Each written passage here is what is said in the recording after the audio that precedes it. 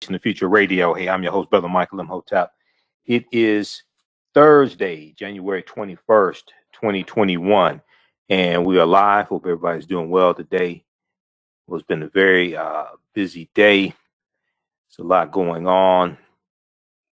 We see a lot of executive orders coming from Joe Biden. We talked about this yesterday. We talked about 15 executive orders on our Wednesday show. Actually, it looks like about 17 on it came out on Wednesday, and then some more came out today. We're going to talk about that.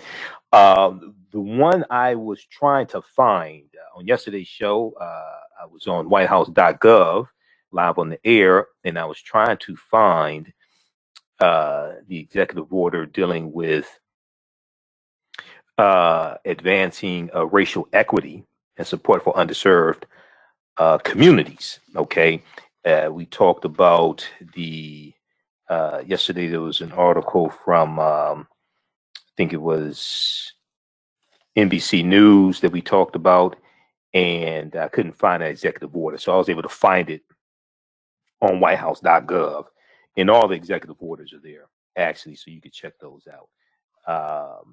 Yesterday, we talked about the article from the Washington Post from January 20th, 2021. Biden signed several directives on first day, including mask mandate on federal property and rejoining Paris Climate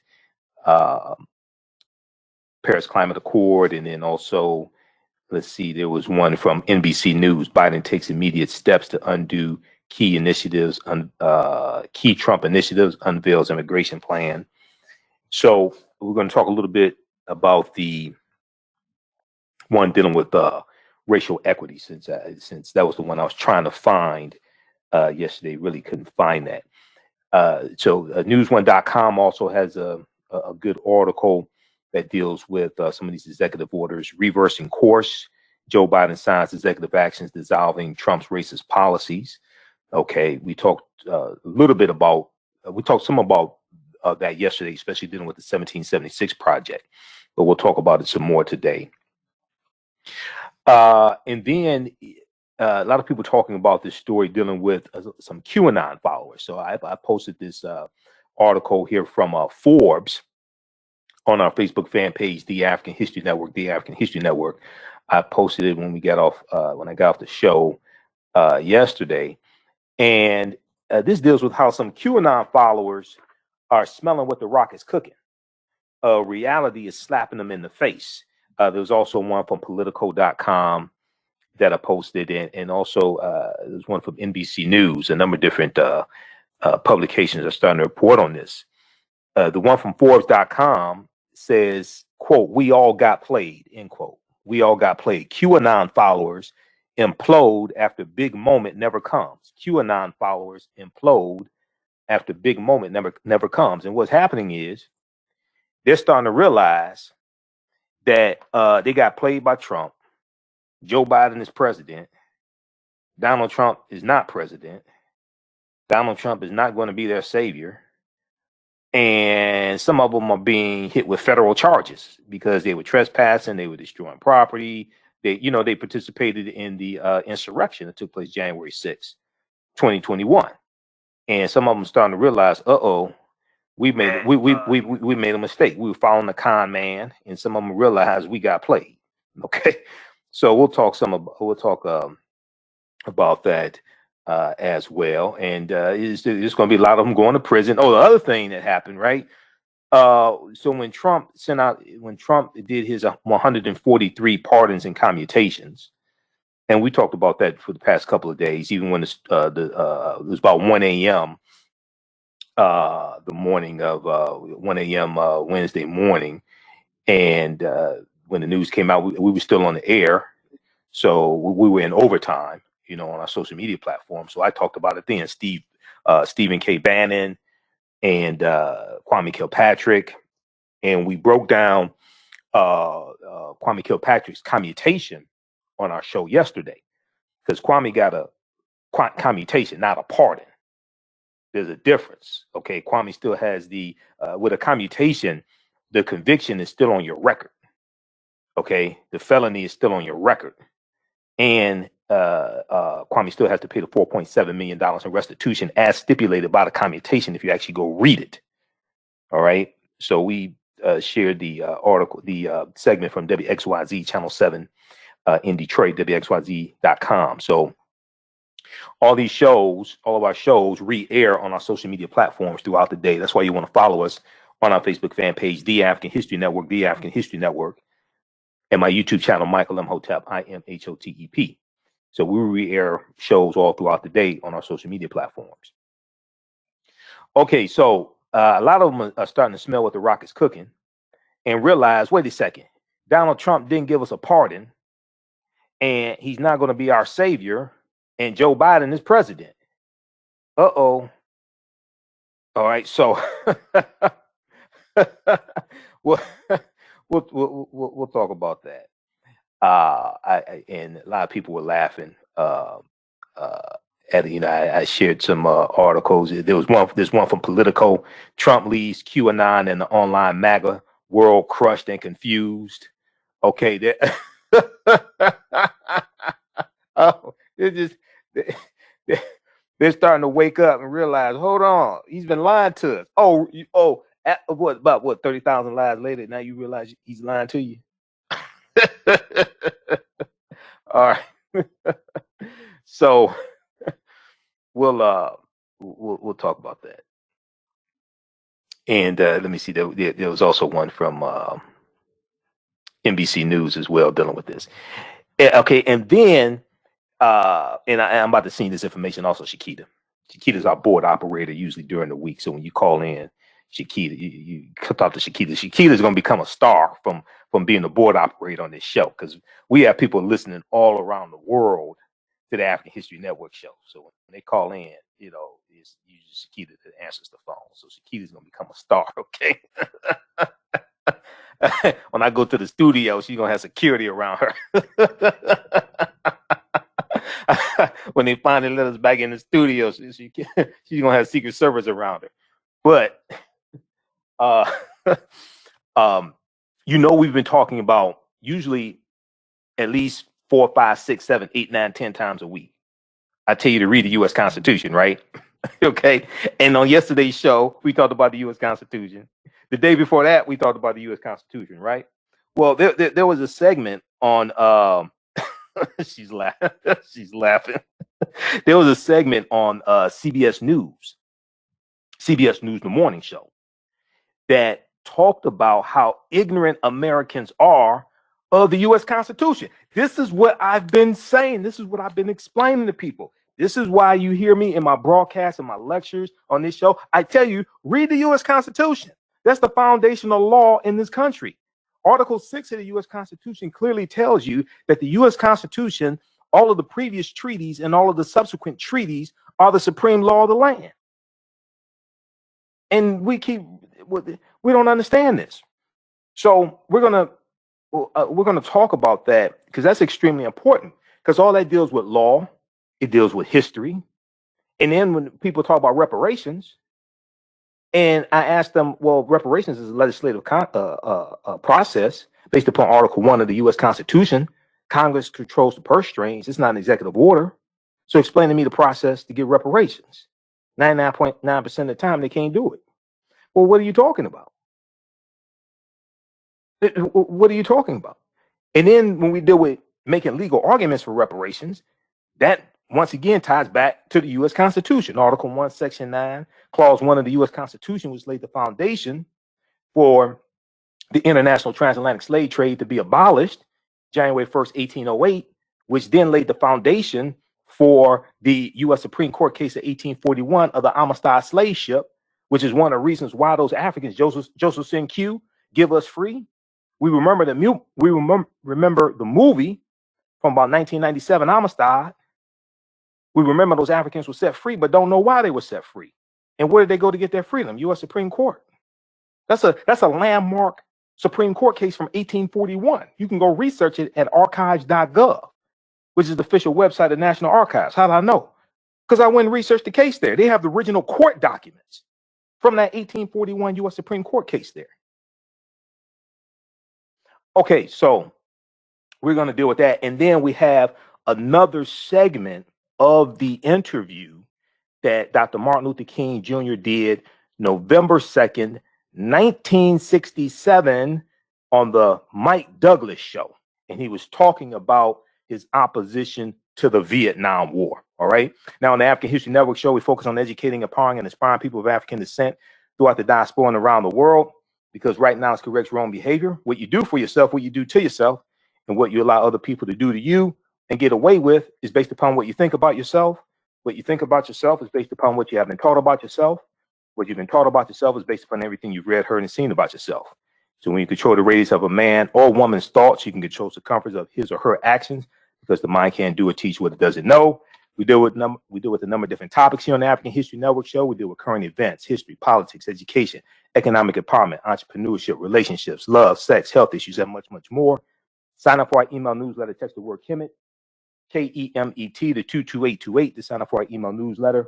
Also visit our website, AfricanHistoryNetwork.com, AfricanHistoryNetwork.com. If you'd like this type of information, you can donate to the African History Network, $, the AHN show through Cash App, $, the AHN show through Cash App. Also through PayPal, paypal.me/the AHN show, and at our website, AfricanHistoryNetwork.com. Click on the yellow donate button. We're up against a break. You listen to the African History Network show right here on 910 AM Superstation, the Future Radio. I'm Michael Imhotep. We'll be back in a few minutes.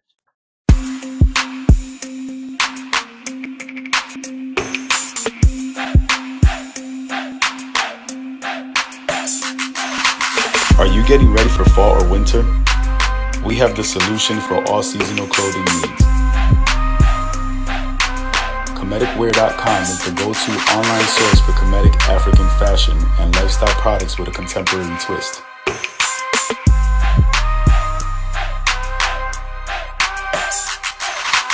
We're committed to offering unique styles reflecting our Afro-rich.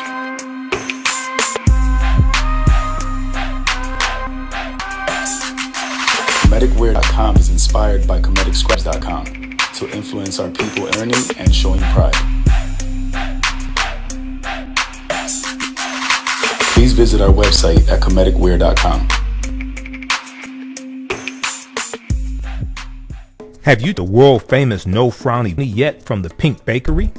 If not, waiting for. They are vegan, gluten, and of the big 8 allergen. While eating their frowny brownies, the fearless Miss Tabitha Brown said, "They were very good, very good." And you know, if she says they are. The Pink Bakery is the first black-owned, 8 and free baking mix company. Go to thepinkbakery.com, that's thebakery.com, to order their No Frowny mix today.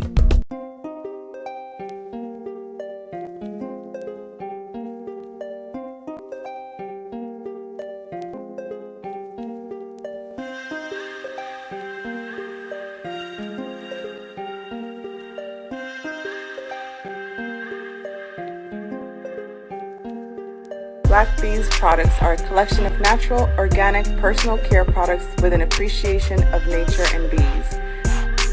Our philosophy is without bees, we have nothing.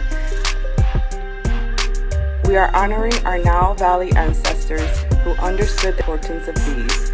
Black Bees created a high-quality, natural, organic personal care line that would be affordable to everyone. We hope you try and enjoy our Black Bees products and come back and visit us at blackbeesproducts.com. For 25, Black History One Mobile Museum has carried on the rich legacy of the Black Museum movement in America by showcasing original facts of experience at colleges, universities, K-12 schools, corporations, library conferences, and cultural events, making it the most traversed Black History mobile exhibit in American history. Dr. Khalid El-Him is the founder of Black History One-on-One Museum, and he is a highly sought-after public speaker on topics of Black history, studies, education, film studies, hip-hop, and race relations. Khalid was named among the Changemaker BC Unit's Erase campaign and listed as one of the 100 men of distinction for Black enterprise. He founded the Michigan Hip Hop Archive campus of Western Michigan University. The Black History One Mobile Museum is currently selling in-person and virtual exhibits nationwide. For more information, please contact Dr. Khalid Al directly at 313-45197, 3164597, or visit the site at blackhistorymobilemuseum.com. That's blackhistorymobilemuseum.com. So email him at bhistory101@yahoo.com, bhistory101.com. Welcome back to the African History Network show right here on 910 AM, the Superstation of Future Radio. I'm your host, Brother Michael Imhotep. It is Thursday, January 21st, 2021, and we are live. Hope everybody's doing well. Somebody posted about the Federalist Papers. That was a group of about 80 essays written by John Jay and James Madison, Alexander Hamilton, about 85 articles and essays. And these were sent out to newspapers, and they were explaining different portions of the Constitution. This is before the Constitution was ratified in 1788. Okay. So this is October 1787 through May 1788. You're going to have all these different papers published, different essays and things like this published in newspapers. Okay. So I want to jump into this. I just sent you the clip here. Shakita, most Americans don't know what's in the Constitution. A crisis of civic education. A crisis of civic education. So the past few days, when we're talking about Dr. King, talking about yesterday's show, dealing with executive orders, things like this, and we also talked about how the history of the Civil War has been rewritten in this whole lost cause initiative, and people's misunderstanding of history then influences their politics, and understanding that politics is the legal distribution of scarce wealth, power, and resources, and the writing of laws, statutes, ordinances, amendments, and treaties, their adoption, interpretation, and enforcement, and understanding how all of this is connected: laws, policies, history, conditions. We talked about the Teaching Hard History American Slavery, Teaching Hard History American Slavery study from the Southern Poverty Law Center, which documents how the history of slavery is being mistaught in schools all across the country. And they did a survey of 1,000 high school seniors, found they were very ignorant when it comes to history. And that probably means that parents are ignorant also. But it's not just history that Americans are ignorant of, it's also the U.S. Constitution. On yesterday's show, we talked about the study that showed AL.com, Alabama.com, has an article from September 19th, 2019. 1 in 5 Americans can't name a single branch of the U.S. government. 1 in 5 Americans cannot name a single branch of the U.S. government. I've said over 100 times, maybe this year over 100 times, America needs a massive history lesson. All right. I see comments on social media. I hear what people say. I do lectures all across the country before COVID-19. And Americans are very ignorant when it comes to history. And it deals with the education. And then we also know civics has been taken out of school. So if we look at, for instance, this study here, 1 in 5 Americans can't name a single branch of the U.S. government. And a recent survey found America may need to go back to class. They recently found America may need to civics class. Annenberg Public Policy Center's civics survey found only 2 in 5 American adults, or 30%, could correctly name 3 branches of government: executive, legislative. Now, growing up in the 70s, see, we had Schoolhouse Rock. I'm Capitol Hill. I'm just a bill. I'm only a bill. Sitting here. So at least we knew a little something. We stood the House of Representatives, U.S., and the bill has to be signed into law by the president. Okay. But 2/3 of America, we're talking about adults. We're not talking about 2/3 of folks. We're talking about 2/3 of Americans could not name the 3 branches of government. That figure highest in 5 years when this study was taken in 2000, up from 32% the previous year, 39% apparently in 2019, 32% in 2018. People are getting done. 1 in 5 adults could not name any branch of the study. Okay. Now we know Senator Tommy Tuberville, new senator from Alabama, dumbass Tommy Tuberville, Okay, he couldn't name the 3 branches of government. He also is ignorant of the Voting Rights Act of 1965, and Alabama was ground zero for the fight for the Voting Rights Act. Okay, where we talk about Lowndes County, the Lowndes County Freedom Organization in 1965 with Kwame Ture, Stokely Carmichael, where we talk about Bloody Sunday, March 7, 1966. Okay, in Alabama as well, crossing the Edmund Pettus Bridge. He doesn't understand the Voting Rights Act of 1965, and he's from Alabama. All right. Now I know Alexandria Ocasio-Cortez, early in her tenure in her first term in the House of Representatives, couldn't name the 3 branches of government, but she was like 29. That's bad, but you know, she was like 29. Before that, she was a bartender. Okay, but there's no excuse for Tommy Tuberville. He's in his 60s. He should know better. So I want to go to this clip here from CBS News. This deals with how most Americans don't know what's in the Constitution, a crisis of civic education. Let's go to this clip, Shakita. About the Constitution, that 233-year-old rule book for American life and governance that is especially relevant right at this moment. Consider this. The inauguration process, detailed in the 20th Amendment. The impeachment process, that is described in Article 1, Sections 2 and 3. And the 2020 election results were certified by the states and counted by Congress. All of it in accordance with Article 2 and the 12th Amendment. Here's the problem. For all of its wisdom, the Constitution is in trouble for this reason. Most Americans do not know what's in it. We, the people, have been talking a lot about our founding document, this document. Republicans and Democrats say they're protecting it. We love the Constitution.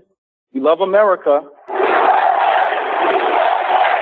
And President Trump referenced the Constitution no fewer than 16 times ahead of the riot at the Capitol this month, urging supporters to fight a supposedly unconstitutional election. You're sworn to uphold our Constitution. We are living in unprecedented times. Jeffrey Rosen is a CBS News constitutional law expert, the person we turn to for knowledge of our nation's charter.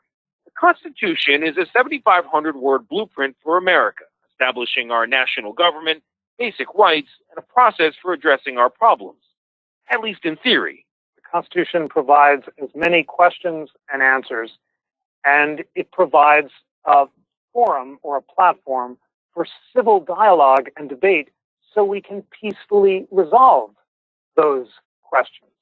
Rosen is also president of the National Constitution Center, where web traffic is at an all-time high, which isn't exactly a good thing. What does it say about us as a country that at this moment in time, so many of us had to go to the National Constitution Center to refresh our memory of the document that undergirds our country?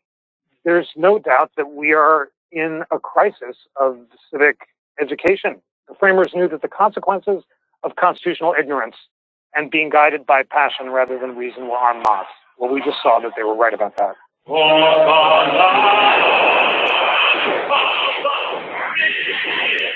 Every immigrant to this country has to pass a civics test to become a naturalized citizen. So we borrowed some basic questions from that very exam. We got some trivia questions. Can we ask you a few? To get a sense of just how deep a crisis we're in. How many people are in the House of Representatives? I don't know. 12? 14? The House? No, the whole country? 80.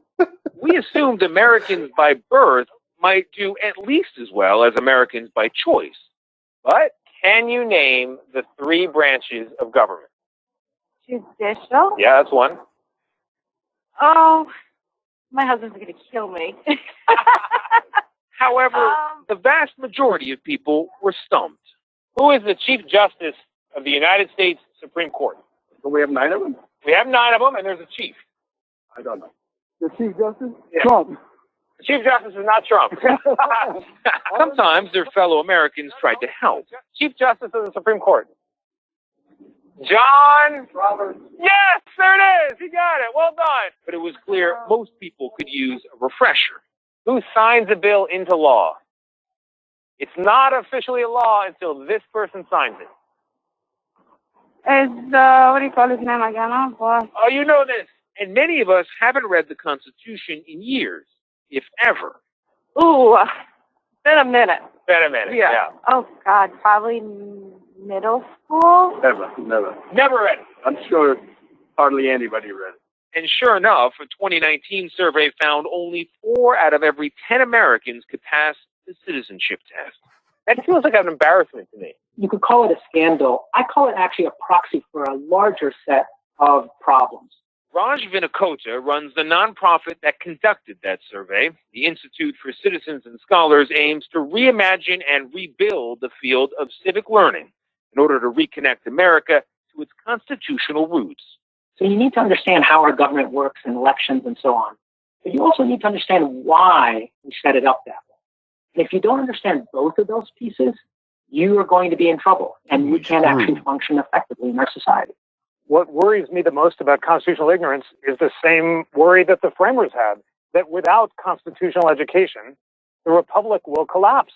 And he's not kidding about that. I mean, we were supposed to know this thing. The good news is it is a very slim volume. It is not a big book. Yeah. This is how thin the Constitution is. You can also get a little tiny one that you can carry around in your put purse. it in your pocket. But there's a serious point behind this, which is, we did a poll just yesterday that found that the majority of Republicans don't think Joe Biden was legitimately elected and is a legitimate president. Well, the Constitution says otherwise. A process was followed. Exactly. And if you disagree with that process, there's a constitutional process.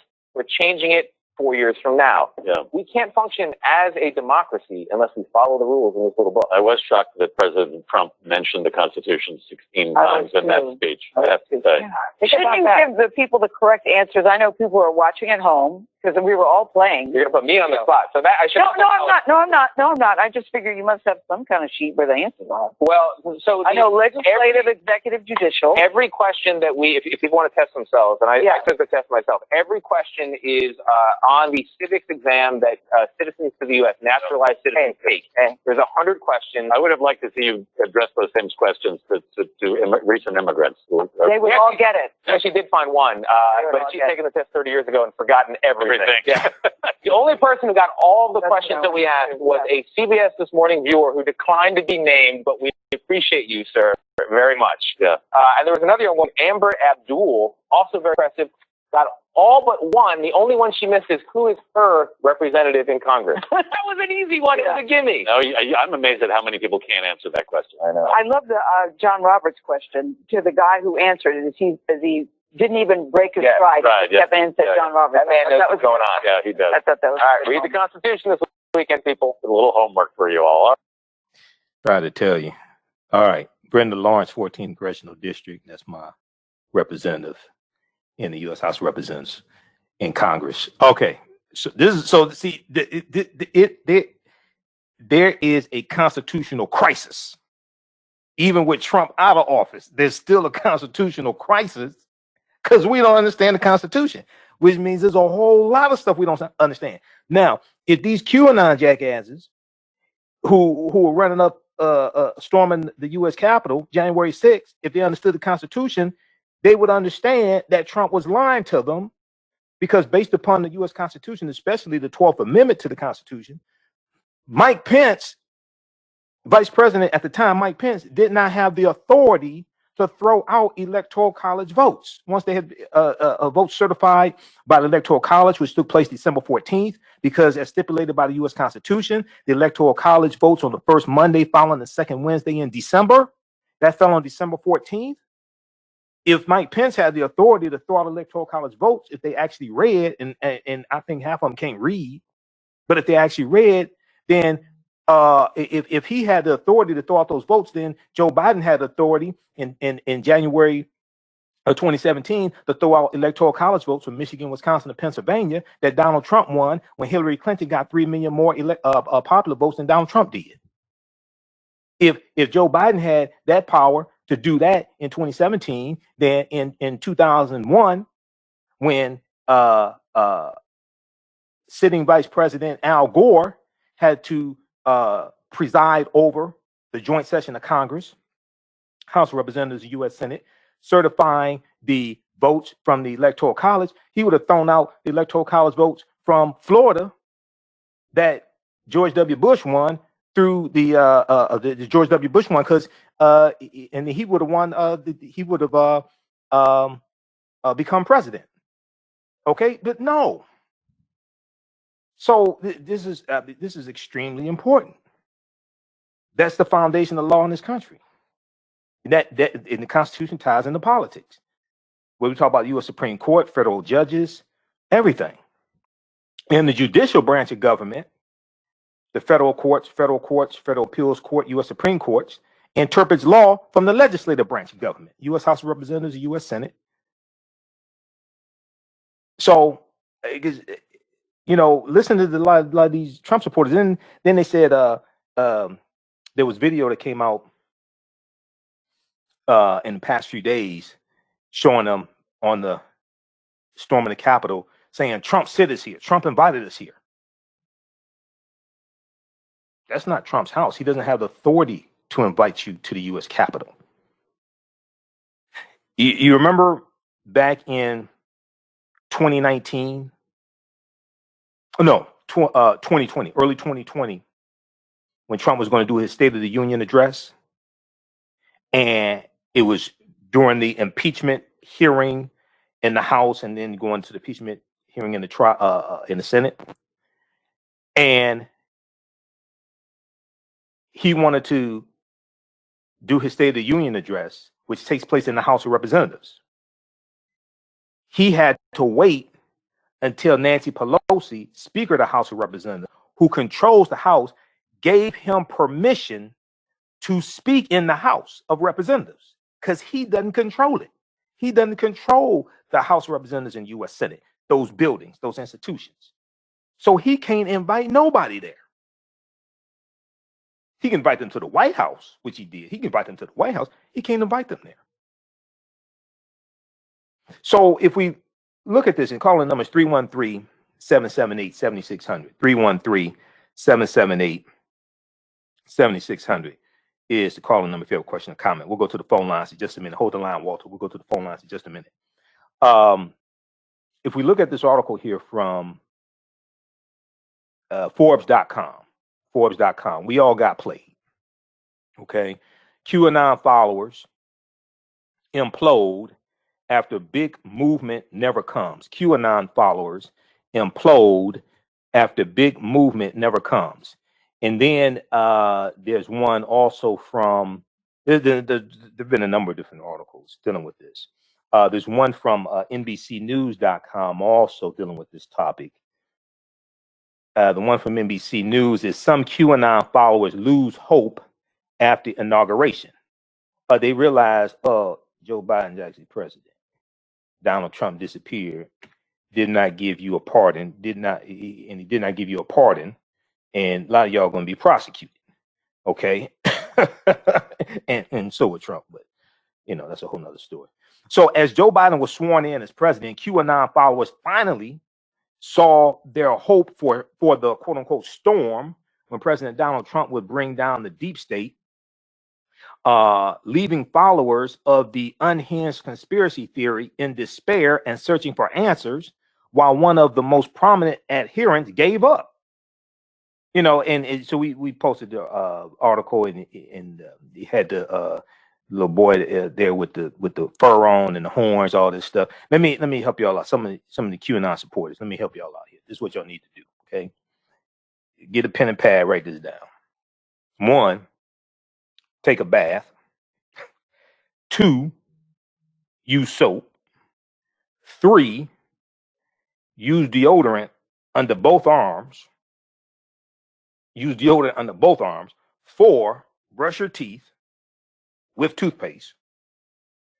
5, use some mouthwash. 6, take off all that fur and horns and all that stuff. 7, go get yourself a woman and shut the hell up. Or a man, and a woman, get yourself a man. Be quiet. All right. Let's go to the phone lines quickly. Let's go to take a bath first. Okay. Make sure you use soap. Use some deodorant under both arms. Don't try to rotate one arm one day, one arm the other day. Okay. Trying to conserve deodorant. Use deodorant under both arms. Okay. Let's go to the phone lines. Let's go to Walter, line 1. Walter, welcome to the African History Network show. Tell us where you're calling from. Thanks for holding.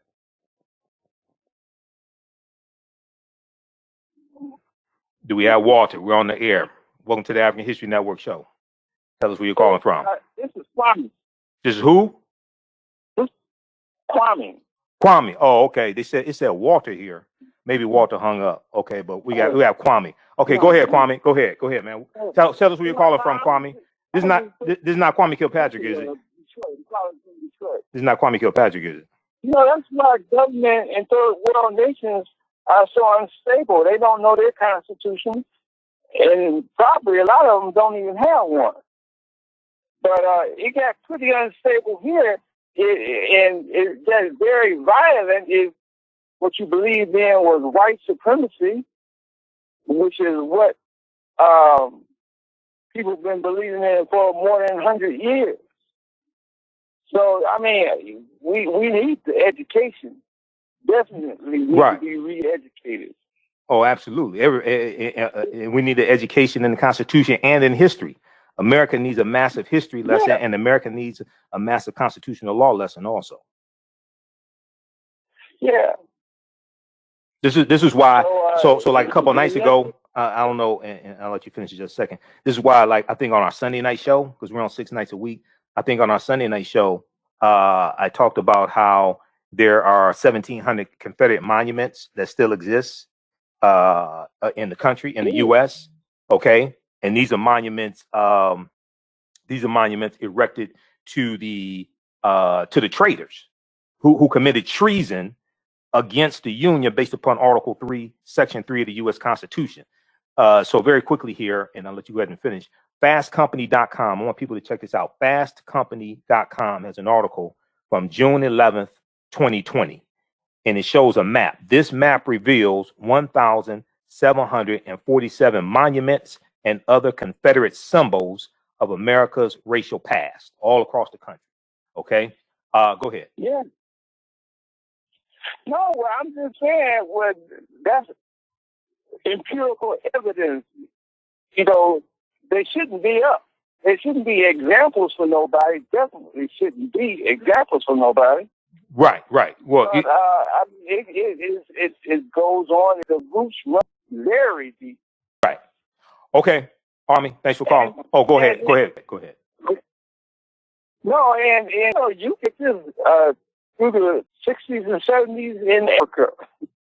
People, I mean, the government, you know, came up and went down weekly. You know. Well, you had the African independence movement in the mid 50s, starting with Ghana, its independence from the British in 1957. And then this is going to continue into the 60s. You have the African independence movement taking place at the same time that the civil rights movement is taking place here in this country. Okay, but they still were extremely unstable. Well, they were unstable, but because they were fighting against the European colonizers, and against European colonizers trying to gain their independence. I agree with that. Yeah, I agree with that. All right. I agree with that. But what about the Igbo and the whole state of Nigeria? You know? Yeah, they were fighting against. They were gaining their independent British. Oh, yeah. Okay. All right, Kwame. I gotta get these other calls, man. Huh? Okay. They were fighting against the who? They were fighting against the. The Igbo was fighting the national government. Okay. They were fighting over oil on their side. Right. Okay. All right, Kwame. Thanks for calling. Keep listening. Call back tomorrow. All right. Let's go to see. We have John. John. Yeah. Hey, John. Yeah. I'll take you. I was on the east side of Detroit. Okay. Go ahead, man.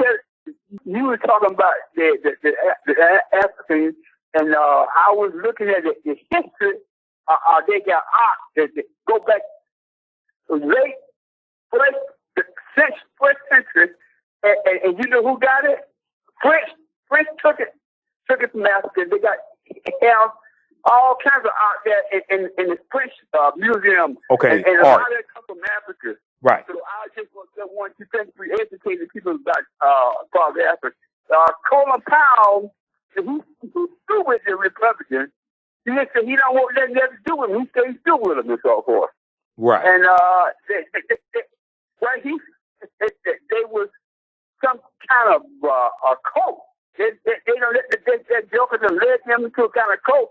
They said some people got to be, the children got to be what you call retrained.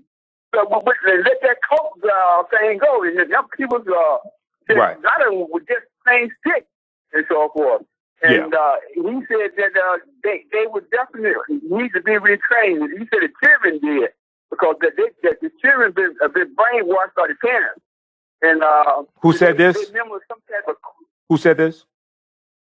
Colin Powell. Okay, the children have been brainwashed by the parents. Yeah. Well, a lot of the Trump followers, not all of them, but a lot of the Trump followers, especially the ones that stormed the U.S. Capitol building, they sound like a cult. They sound like a cult, and they're living in an alternate universe. Now, some of them are waking up now, smelling what the rock is cooking. Some of them are waking up now, especially if they got hit with federal charges. But yeah, okay, all right, man. I gotta get these. Okay. Thank you. Okay, no problem. Call back tomorrow night. All right, let's go to Straw Tay.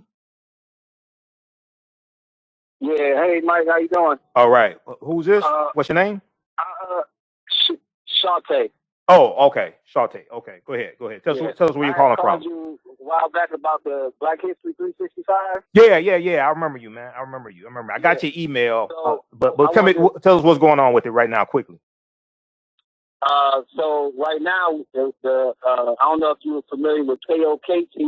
He done did music for Jay-Z, all the big rappers, but he just finished the album. So it's like a hip hop album. Okay. And that comes out on the February 6th. That's gonna be dropping. Okay. So just wanted to figure in on that. I did have one question though. Go ahead. So because it seems funny with the pardon and stuff. There has to be a charge before the president can pardon something, right? It could be a preemptive pardon. Those are rare. It could be a preemptive pardon before charges happen. Okay, those are rare. And the thing is okay. So there was an article from CNN where they talked about how Trump was talked out of pardoning his children and his allies like Rudy Giuliani, things like that. Notice they did not get pardons, and his counsel, like White House counsel Pat Cipollone, they were saying, okay, if you give these pardons to these people, it's like implying that they're guilty, because why would you give somebody a pardon if they didn't do anything? Why would you give them a pardon if they're totally innocent? They haven't been charged with anything yet. Okay, so exactly. So that's my same thinking. That's why I asked. Yeah.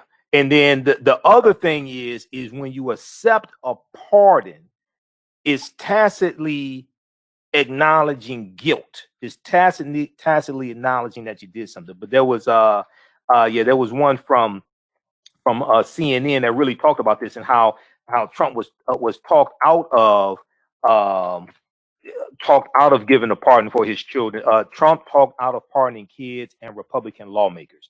January 19th, 2021 from CNN. People should check that article out. Okay. Get people email me again, man, because we need to talk. And then what's the website? What's the website for Black 365? Black History 365 Education. Okay. And so they all on all the social media outlets and all that. And next month, we need to talk, man, because even next month they got a whole month of stuff they doing. We're trying to get with schools and do like listening parties for the record. For the listening party. Okay. Okay. All right, man. Yeah. So, but I'll shoot you. Email me. Okay, I'll respond to it. All right. Thanks. All right. Okay. All right, thanks. We have any more callers, Shakita? Who we have next? Just go ahead and put them on. Who we have next? Okay, we don't have anybody. All right. Okay. Let's see here. Okay, that was everybody. So let's go back to this article here dealing with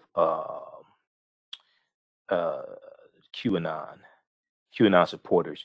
Okay, so there's one from Forbes.com. We all got played. Now, QAnon adherents appear to have fractured into two groups on popular far-right message boards on Wednesday, January 20th, 2021. And I wonder what was going to happen when they saw all the news media outlets showing the inauguration and then showing Joe Biden doing executive orders. Okay. And Trump's not at the White House anymore. I wonder what they were going to say, you know, are they going to be okay? I'm worried about them. Are they all right? You know, do we need to check on them? We need to go by check on our neighbors. Okay. Now, with some realizing that crackpot conspiracy theory was a fraud, while others tried to somehow keep the flame of the crazy candle alive. Now, Ron Watkins, the founder of 8chan, which is white supremacist message board, who is one of several people suspected of being the anonymous poster Q, who spawned the conspiracy theory. Now, this Q, now people like 65, 70, 80, 90. This is not Quincy Jones. Not that Q, okay? This is somebody else, okay? Suspected of being an anonymous poster Q, who spawned the conspiracy theory, conceded shortly after Biden was sworn in, telling his supporters it was time for believers to keep their quote unquote chins up and go back to our lives. All right. They say the jig is up. Okay. They gone with the bid as long as they could. When the FBI shows up at your door with a warrant, put handcuffs on you, like, oh, what happened? What are you talking about? What do you mean? No, Trump invited us there. Then you had the people. I was cracking up. You had the people trying to get on planes and they're on the terrorist list. They're on the no-fly list. He said, wait a second. He invited us there. What do you mean I can't fly? I'm not a terrorist. Up until the final minute of Trump's presidency, some QAnon adherents were cheering for Trump to do something spectacular, with one instructing fellow followers Wednesday morning to, quote, pray, because the next 5 hours would determine the fate of the world. They got that part right. Oh my God. That optimism unraveled for some as the day wore on, especially after Trump gave no hints of a plan to take over the U.S. in his final speech after Joint Base Andrews, with one user lamenting on Telegram that, quote, it simply doesn't make sense that we all got played. End quote. It does make sense because he's a con man. He's a con man. He's a fraud. I was like, oh my God. Oh man. You sit back and wonder how people can be so gullible. All right. Read the rest of this article here. Those watching on our Facebook fan page, The African History Network, The African History Network, and our YouTube channel, Michael Imhotep, IMHOTEP. We're going to keep broadcasting. We're out of time here on 19 a.m. the Superstation WFDF. We're here Monday through Friday, 11 p.m. to 12 midnight Eastern Standard Time, Sundays, 9 p.m. to 11 p.m. You can donate to the African History Network, $ the AHN Show through Cash App, PayPal, paypal.me/the AHN Show, and at our website, AfricanHistoryNetwork.com. Right now, let's correct your own behavior. It's not over till we win. Wakanda forever. Stay tuned for Pastor Greg Davis. We'll talk to you tomorrow night. Peace. All right, stand by, everybody. Okay, stand by. All right, had to disconnect that call. How's everybody doing? African American business owners, post the name of your business here on the thread of the broadcast. Email us at customerservice@AfricanHistoryNetwork.com. Let you know how you can advertise with the African History Network. Let's see here. We have a few more spots left, and we have a special promotion: buy 1 month, get 1 month free. Our shows re-air throughout the day on our social media platform. So in a 30-day period of time, you're going to get 200 commercials. Okay. All right. Let me see here. How's everybody doing? Share this broadcast on social media platforms. Invite your friends to tune in also. And we're going to get back to this in just a second. Then I want to get to this other story. We're going to look at a couple of these executive orders quickly. We talked about the executive orders a lot last night. Go watch yesterday's show. Okay, I'm not going to rehash everything. But there was some information I was trying to find at whitehouse.gov while we were on the air last night that I could not find. With blackbusinesstee.com, the messages are clear and meaningful. Keep your business in the black and out of the red. Mind your black business. Know your numbers and plan strategically. Black Business Boss, lead your industry. Support black business, encourage, patronize, and uplift one another. BlackBusinessT.com currently has products sold in Detroit, Atlanta, Chicago, and Los Angeles, with proceeds returned to the black community. They have a wide selection of hoodies, t-shirts, mugs, hats, sweatshirts that support black-owned businesses. Visit the website blackbusinesstee.com. That's blackbusinesstee.com. Do you have an idea or business that requires app development or thinking of moving your IT resources to the cloud? We have post-paid and profit-sharing plans for unique ideas or profitable businesses. Who can take advantage of this unique program? Entrepreneurs with unique ideas, startups, small to medium businesses. Contact us 267-209-0352. Visit nomadicsystems.net, nomadicsystems.net today.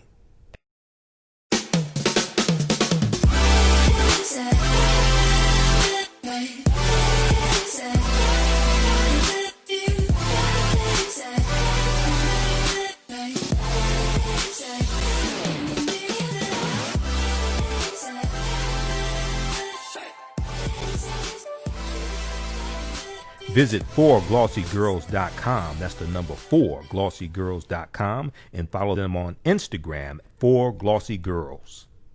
All right. Visit workingwithjohnray.com, workingwithjohnray.com. Now, John Ray teaches about a concept called income shifting.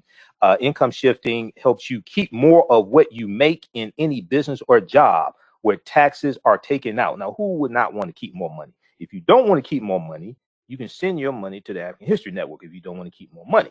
If you want to learn how to keep more money, visit workingwithjohnray.com. Number 2, income shifting builds you an emergency fund. It also enables you to pay off debts using money from taxes, and debts to begin to buy assets. Using money from taxes and money that you save from debts to begin to buy assets, making money while you sleep. Okay. Visit workingwithjohnray.com for more information. Workingwithjohnray.com. All right. Let's see here. Okay, and then we're also going to do the third excerpt of the interview with Dr. King from November 2nd, 1967 with Mike Douglas. All right, so QAnon supporters trying to find their way. There was let's see here. Let's go back to this quickly here. And check out this article. This is from, the first one here is from Forbes.com. They have a hilarious picture here. I just love this one. Okay, we all got played. QAnon followers implode after big moment never comes. All right, that's from January 6th. All right, I told you they need to take a bath, right?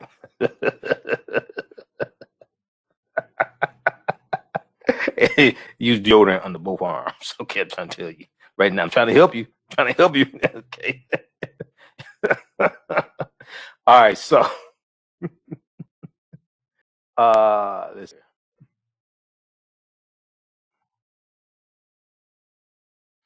All right, so QAnon message boards lit up during Trump's farewell speech after some believers noticed there were 17 flags around the stage. That number 17 is code for QAnon follower. Okay, nonsense. So they're waking up to smell what the rocket's cooking. That's what's happening. Okay, so we have that article, and then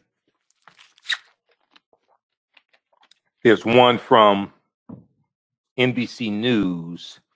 Also, some QAnon followers lose hope after inauguration. Keep hope alive. They didn't listen to Jesse Jackson. Keep hope alive.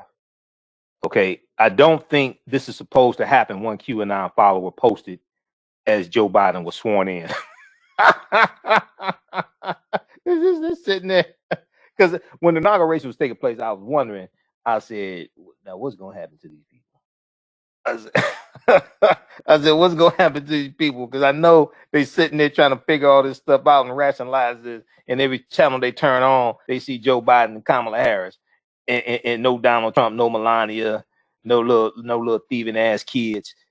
So I know they're sitting there trying to figure this thing out, right? So let's look at this here. Some QAnon followers lose hope. Quote, I don't think this is supposed to happen, end quote. One QAnon follower posted as Joe Biden was sworn in.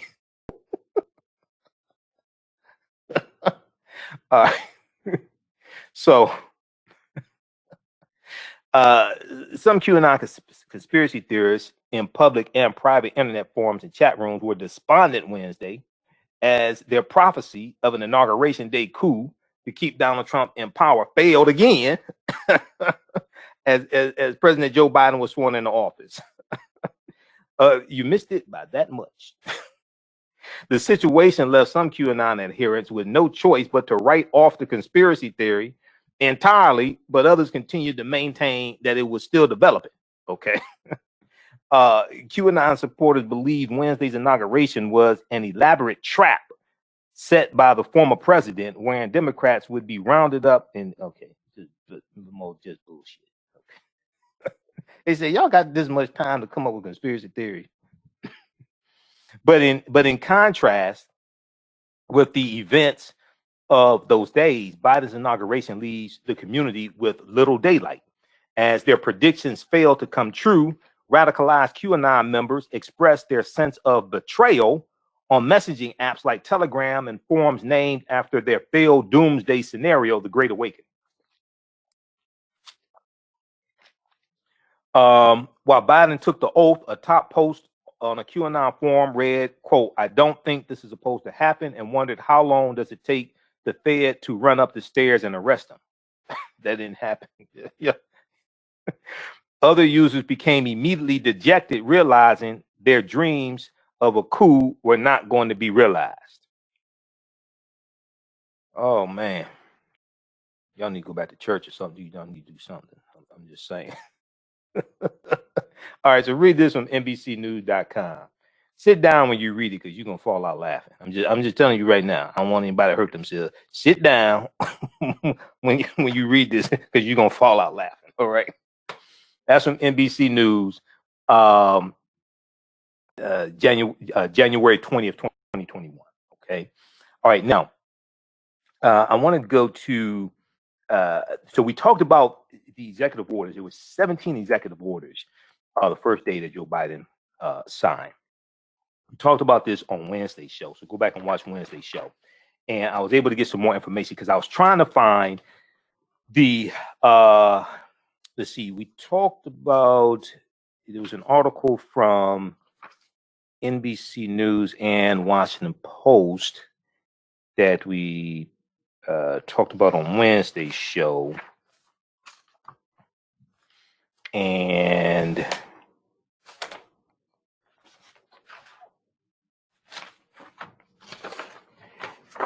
there was, there's a good one from New York Times that deals with, let's go to that one here. Let me close out some of these tabs. There's a good one from the New York Times. Biden's 17 executive orders and other directives in detail. Biden's 17 executive orders and other directives in detail.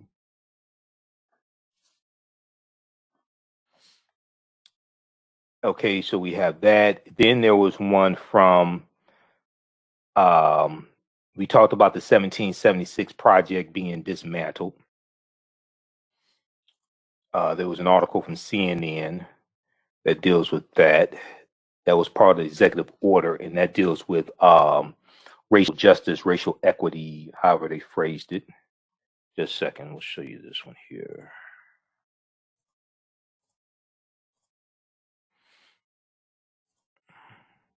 So on our show, I think it was Monday night, about the 1776 project. Yeah, Monday or Tuesday, because the Trump released the 1776 report on Dr. King Day. which was January 18th. Biden rescinds 1776 commission executive order.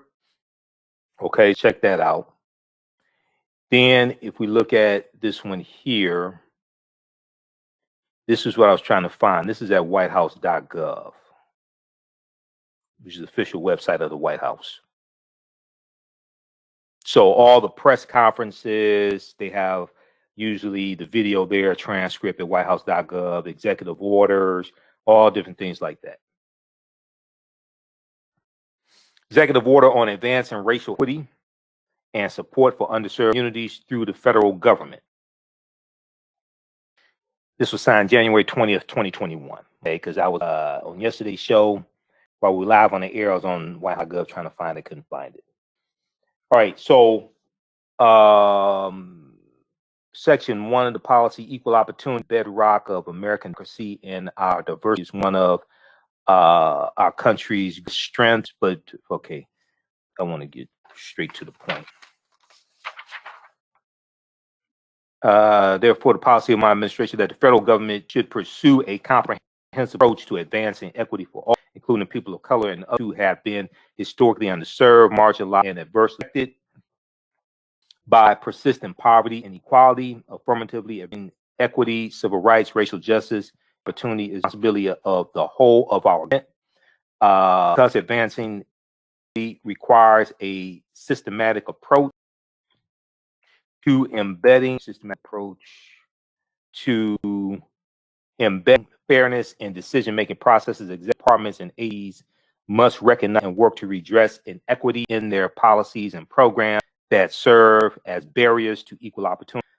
By advancing equity across the federal government, we can create opportunities for the improvement of communities that have been historically underserved, which benefits everyone. For example, analysis shows closing racial gaps in wage, housing credit. For example, an analysis shows that closing racial gaps in wages, housing credit, lend opportunities, and access to education with an additional $5 trillion gross domestic product American economy over the 5 years. It sounds like they got the study from Citibank that we've talked, and I have the broadcast airing on the African work that I've done, and it deals with how the U.S. has lost $16 trillion in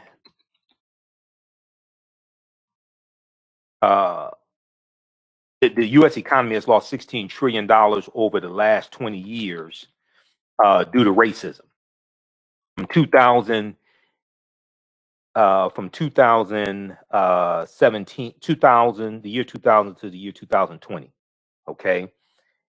The study originally came out in September of 2020.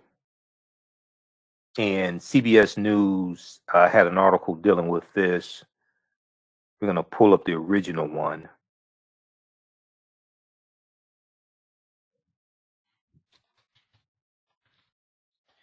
And this really breaks it down and shows how racism, even though African Americans bear the brunt of racism, how racism negatively impacts everyone.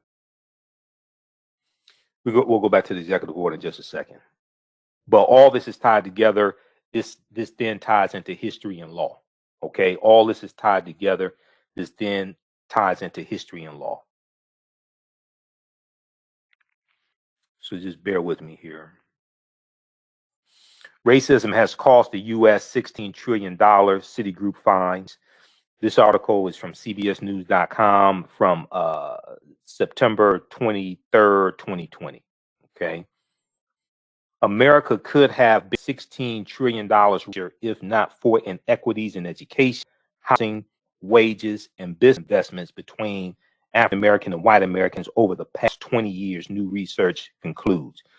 A study released this week by Citigroup is the largest body of research that attempts to quantify the economic impact of systemic racism. The study attempts to quantify, and is the latest in the body of research.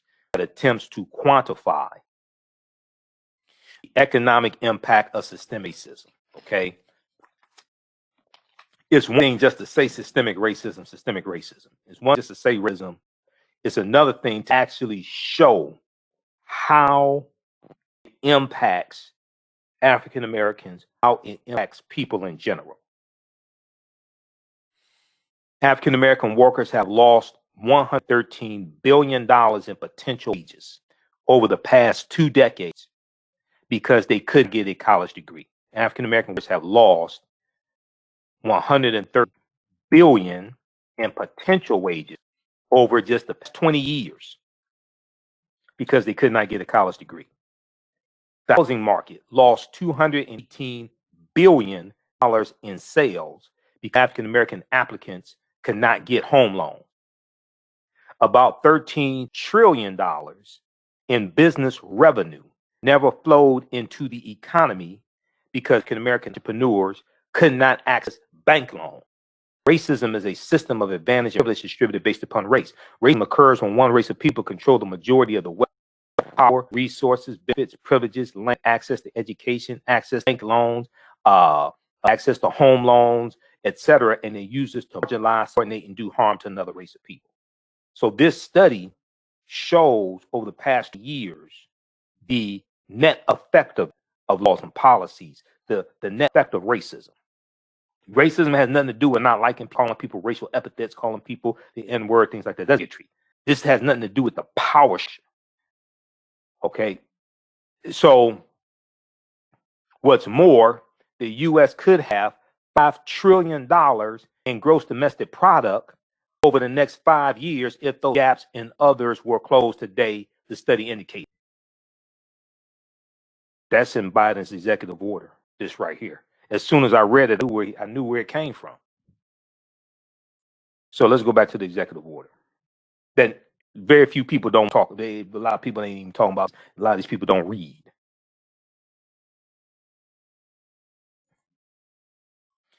Okay, let's go back to this here. Executive order.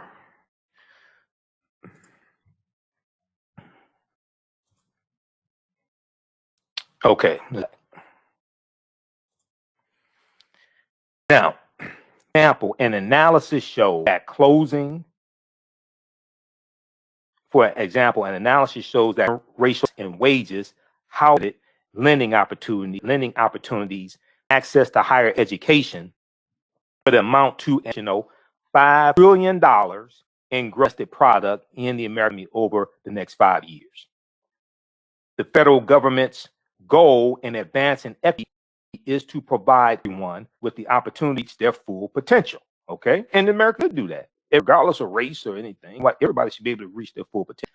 Consistent with the issue is some of us have obstacles in the way of us reaching our full potential. Some of us have historical impediment in the way of us reaching our potential.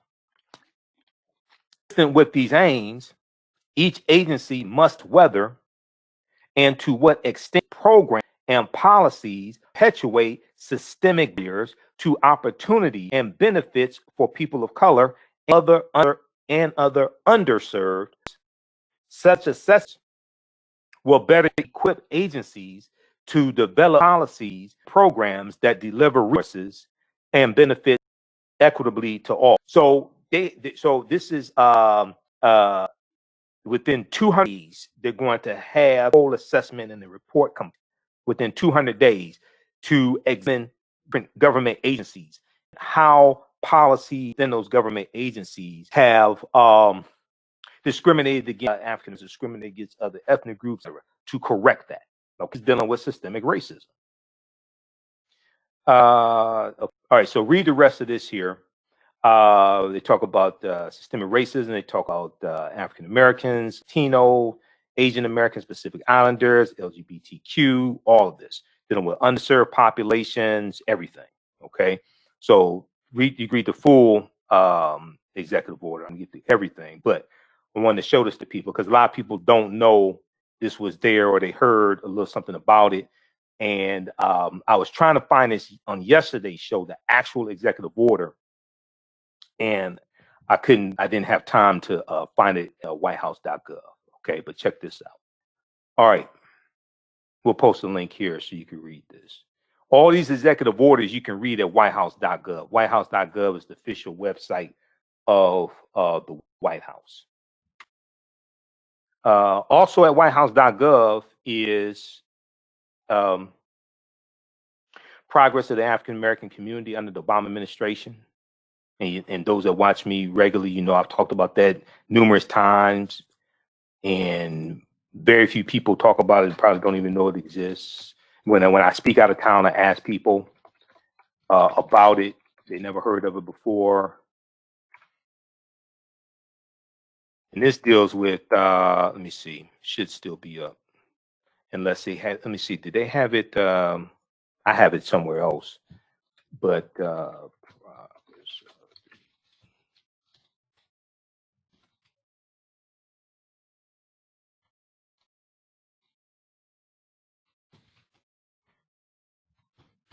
see something here.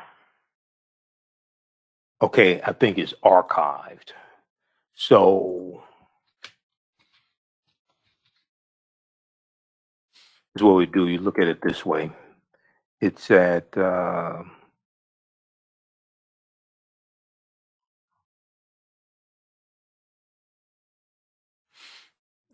let's pull it up. Let's do it like this. I've got it, I think, here. You can go read it.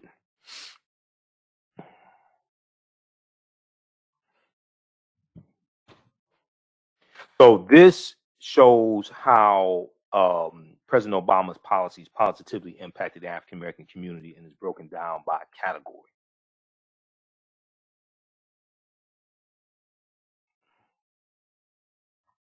Let me see here.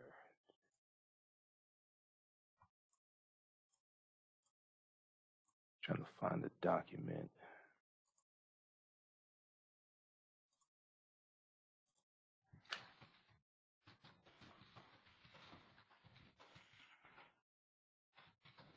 So I'll give you the link here. Is it here?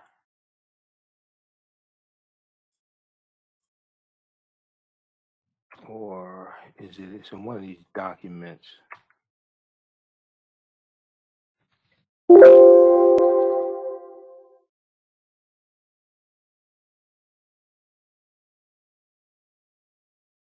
Okay. I'll have to find it. Hold on. I have it in Firefox, so I'll find it and post a link here. I thought I had it one of these other documents, but anyway, we'll move on.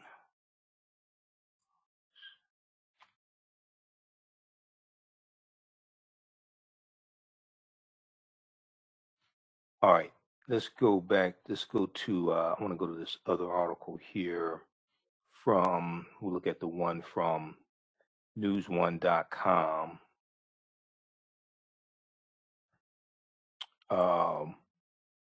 Let's see. Actually, what we'll do is there was an interview with the woman who conducted the study dealing with racism, $16 trillion. November 3rd, 2020. Economist who says racism cost the U.S. $16 trillion explains the math. Economist who says racism cost the U.S. $16 trillion explains the math. And let's see here. Why is it coming up? That kind of stuff here. Her name is Dana Peterson. At the time, she was she's chief economist for the Conference Board and formerly global economist for Citigroup. Okay, I'm gonna go to this clip here in just a second so you can hear how she came up with these figures. Just a second here.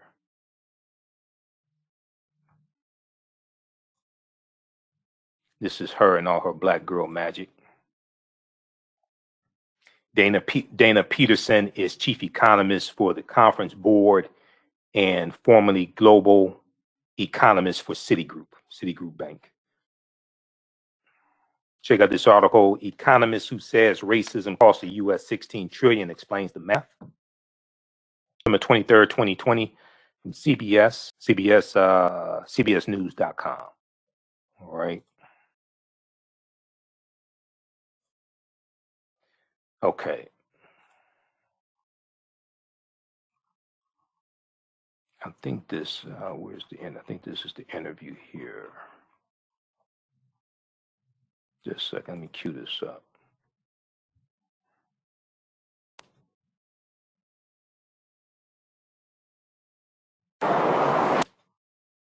Okay, it's once we get past this commercial.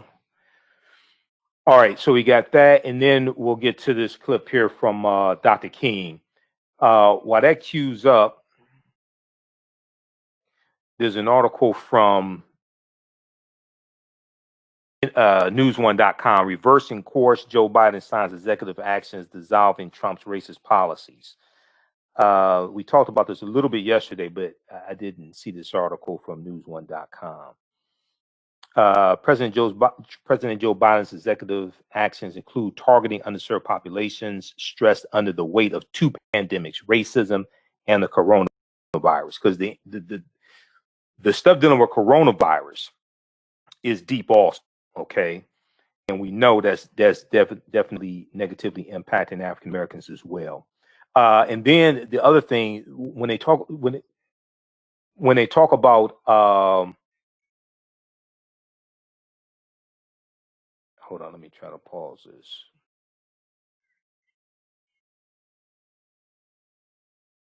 Just a second, I'm trying to pause this clip here. All right. When they talk about the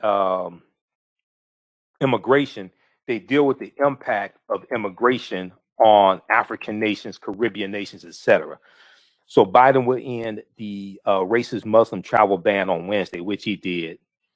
The policy was one of Trump's first executive orders when he took office in 2017, which restricted travel and immigration to the U.S. from Syria, Iran, Iraq, the Sudan, Libya, Somalia, and Yemen.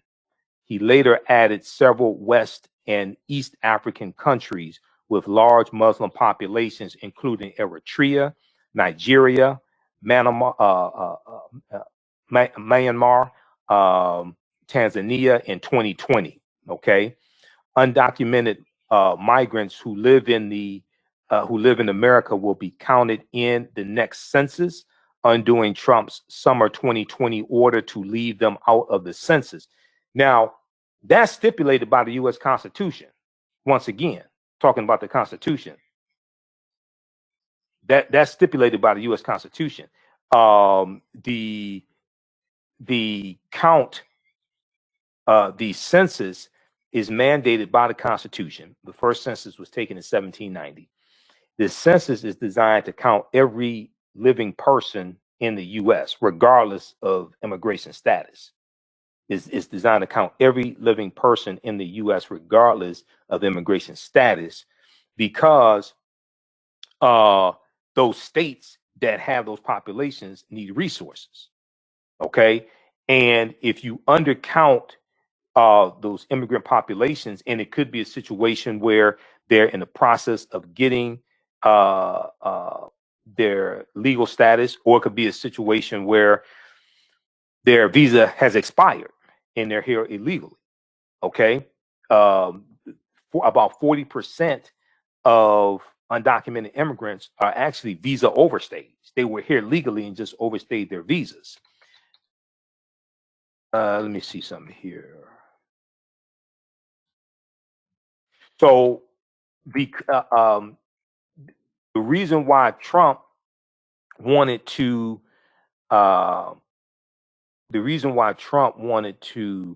target the states that had higher populations of undocumented immigrants is to reduce the population that's actually counted in the census for those states, say like the state of Michigan or the state of California.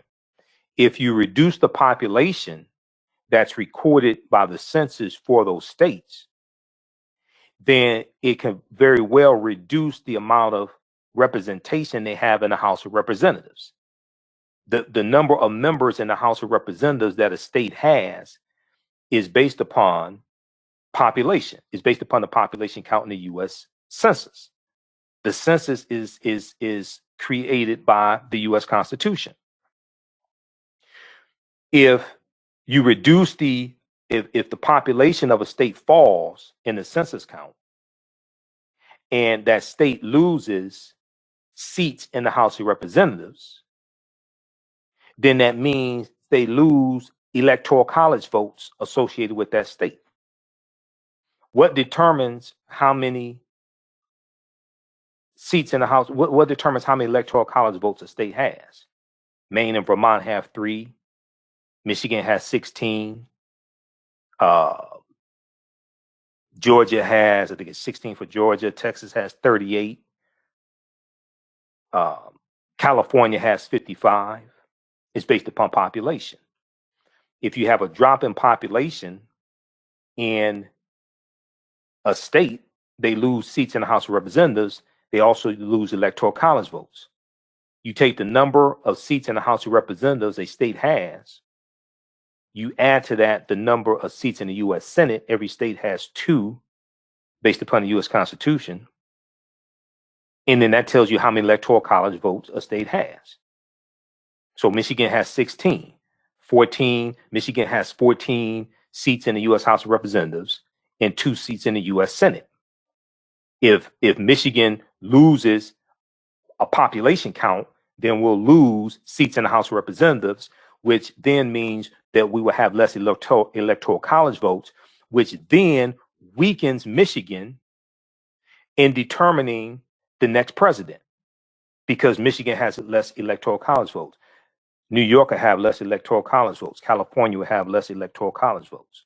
So what Trump was trying to do by putting a immigration question on the census form, and I knew what he was trying to do when he did it. What he's trying to do is target those states that have higher populations of immigrants, period, because a lot of households have people with different immigration statuses. Some could be here legally, some could be born here, others, they could overstay their visas and they're here illegally. Well, if you have people who are undocumented in your household, even if you are here legally and your status is legal, you may not want to turn in the census information. So nobody in your household gets counted.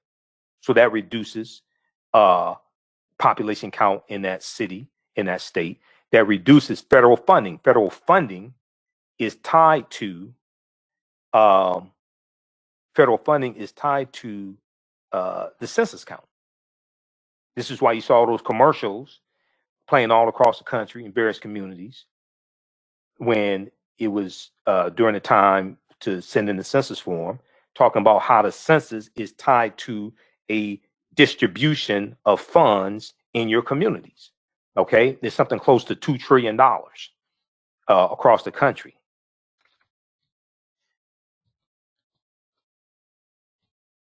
Let me see something here. It was 1.5 trillion. Census will determine more than 1.5 trillion in federal spending, according to a new report from the George Washington Institute of Public Policy. 1.5 trillion. And we can look at the importance of the census, POP, CNN, CNN.com, October 15, 2020. Inaccurate census count could affect $1.5 trillion in funding. Inaccurate census count could affect $1.5 trillion in funding. Well, all this ties back to the U.S. Constitution that we talked about at the beginning of the show, that most people don't understand what's in the Constitution. All this is connected. Read this article here from CNN.com.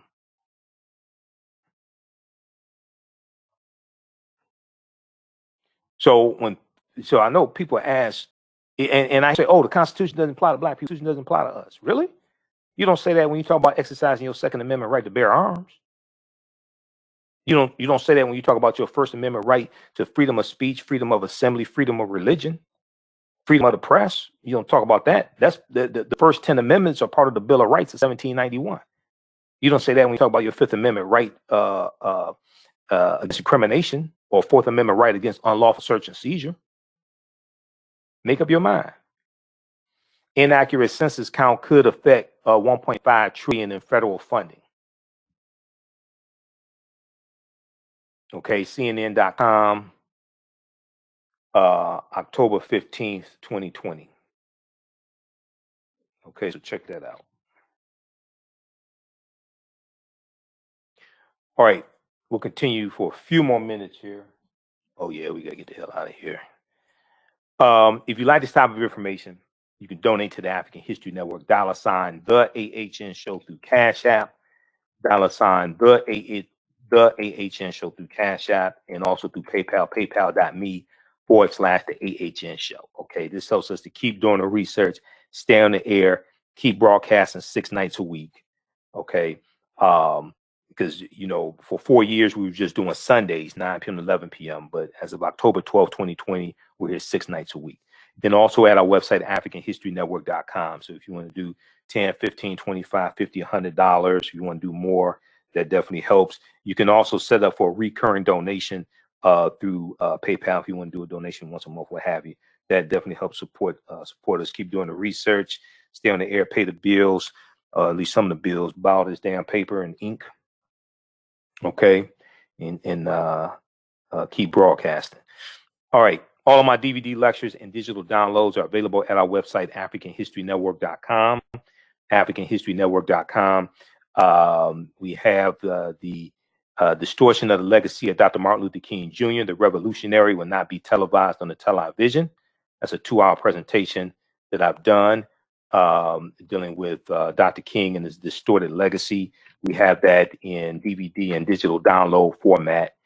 Then also the Africans who were here before Columbus, That is a 8 DVD bundle pack, includes some of my lectures and a double lecture I did with Dr. David Imhotep, who wrote the book, The First Americans Were Africans, Documented Evidence. He's a good friend of mine. I've interviewed him a number of times. The First Americans Were Africans, Documented Evidence. We did a double lecture together, and also includes a double lecture I did with Professor Kaba Hiawatha Kamene, who's in the Hidden Colors documentaries. Okay, so check that out also. The Africans Who Were Here Before Columbus also includes one from Dr. Ivan Van Sertima dealing with They Came Before Columbus, and one from Dr. John Henry Clark also. All right. Let's see here. Let's go to this quickly here. Article from newsone.com, reversing course, Joe Biden signs executive actions dissolving Trump's racist policies. Some of Trump's racist policies, not all of them. It's going to take some time. Okay, but they talked about immigration, especially how that impacts African nations and Caribbean nations. Then they talked about undocumented migrants who live in America will be counted in the next census, undoing Trump's summer 2020 order to leave them out of the census. Each census, they're counted. There has not been an immigration question on the census form in something like 70 years. All right. Now, the switch helps allocate monies for underrepresented communities, as well as contributing towards federal representation in Congress. That's the House of Representatives, which then ties into the Electoral College. All right. By putting that one question on the census form, Trump was trying to weaken more Democratic leaning states and set it up for Republicans to win future presidential elections in the Electoral College, even though they lose the popular vote. That's what the whole thing was about. Gang recognizes gang. When I first heard he was trying to get that question on the census form, I knew exactly what he was trying to do. Gang recognizes gang. You can't run that on me. Okay. Another executive action will reinforce the Biden administration's commitment to DACA. We talked about that yesterday by asking Congress to grant a pathway to citizenship for Dreamers. young people who migrated to America with their families, often escaping persecution and violence. Okay, we talked about that on yesterday's show. Biden will also extend protections for Liberians who are living in the United States under the status of, quote, deferred enforcement departure, end quote, until June 2020. Liberians from Liberia in Africa.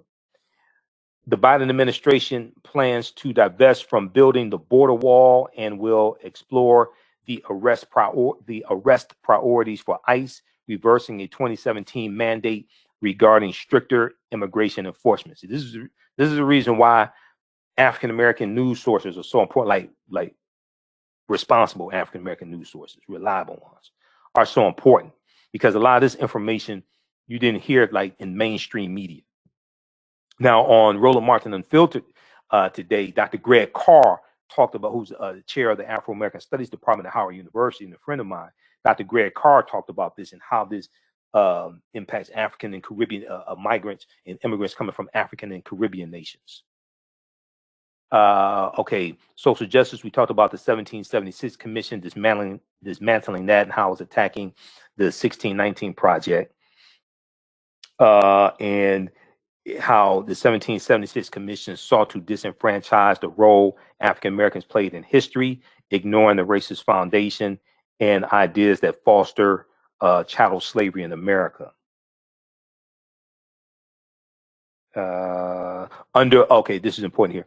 Under one of the executive actions, the Office of Management and Budget, ran by Susan Rice, will examine federal budgets to ensure that money is being allocated to underserved communities. Another executive action plans to strengthen workplace discrimination based on sexual orientation and gender identity.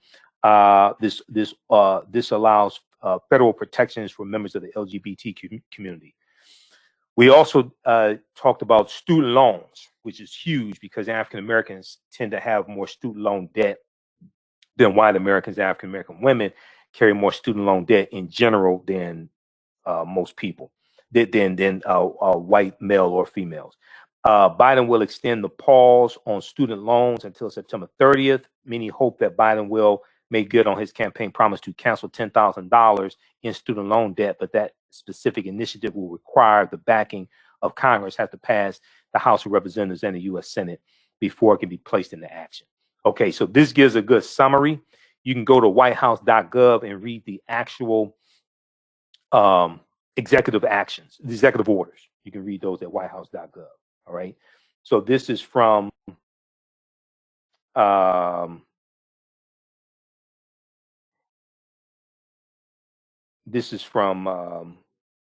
newsone.com. Okay, so check that out. And there was also a good one from New York Times, Biden's 17 executive orders and other directives in detail. And then the second day of executive orders, we'll deal with that on tomorrow's show. We're out of time here. I didn't have time to get to this. This is newsone.com. I'll show you this one. You can read it. We just don't have time to get to this. We'll have to deal with this on tomorrow's show. I'll be on Roland Martin Unfiltered on Friday, January 22nd. And then we'll talk about it on Friday's show. Biden signs executive orders on COVID vaccinations, pandemic response. Biden has set an ambitious goal of giving 100 million shots in 100 days, ramping up the pace from the 17 million shots the Trump administration oversaw on his second day in office. So dealing with Biden signed 10 executive orders to ramp up COVID-19 vaccinations, expand testing, and reopen schools as he outlined a detailed plan to tackle the pandemic. So he outlined a national plan to tackle the coronavirus pandemic.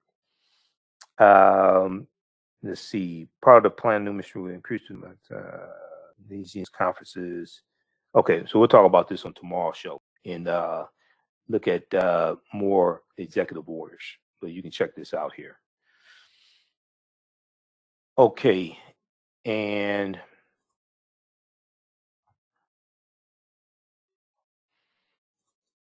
let's see. This interview here from CBS News, we'll deal with this tomorrow also. On time. This is about 7 minutes. We don't have time to do that tonight.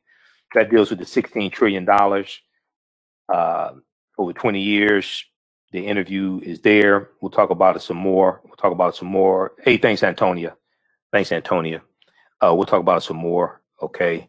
This show is supposed to be an hour. I'm like, geez, I got to do 2 shows on Friday. I have to do rolling show at 6 p.m. and be back here at 11 p.m. So I don't I don't want this to be another 2-hour show or 3-hour show tonight. I have to be up early. Lastly, let's deal with this clip here. Birthday shout outs. We'll deal with on Friday. We have Jam Master Jay. J-A-Y are the letters of his name, cutting and scratching under the aspects of his game. So check out the master as he cuts these jams and look at us with the mics in our hand. Then take a count 1, 2, 3. Jam Master Jay run DMC. January 21st, 1965. Jason William Mizzle, better known by his stage name Jam Master Jay, was born January 21st, 1965. He's the DJ for Run DMC. Okay. During Run DMC's during the 1980s, Run DMC became one of the biggest hip hop groups and credited with breaking hip hop into mainstream music. I remember when the music came out, when their movie came out, Tougher Than Leather. I remember Run DMC in Crush Groove and Body Moving. Sheila E was in Crush Groove too. She was fine. Hell. All right. And tragically, he was killed October 30th, 2002. Speaking of fine as hell, y'all remember? Okay, so we'll do the birthday shout outs properly tomorrow night. But if we have time, and then Sunday, because we're on 2 hours on Sunday, we're really scheduled for 2 hours on Sunday. Okay, we just scheduled for Monday through Friday is 1 hour. But birthday, okay. Y'all remember Vanity 6? Okay. So Susan Moonsie from Vanity 6 turns 57 years old today. All right. So we got to do this properly. We got to show it to you. Okay. And I remember Vanity 6 when they came out, like 1981. They had the lingerie and everything. I was in middle school. So we posted about this as well. So happy birthday to Susan of the legendary group Vanity 6. And let's pull this up here. You remember Vanity 6 with the lingerie and everything. This is before the Mary Jane girls were wearing the lingerie. Vanity 6 had the lingerie. And let's blow this up right here. So she turns 57 today. I had the album Vanity 6 Nasty Girl. I don't know where that album is now. I'll have it to it.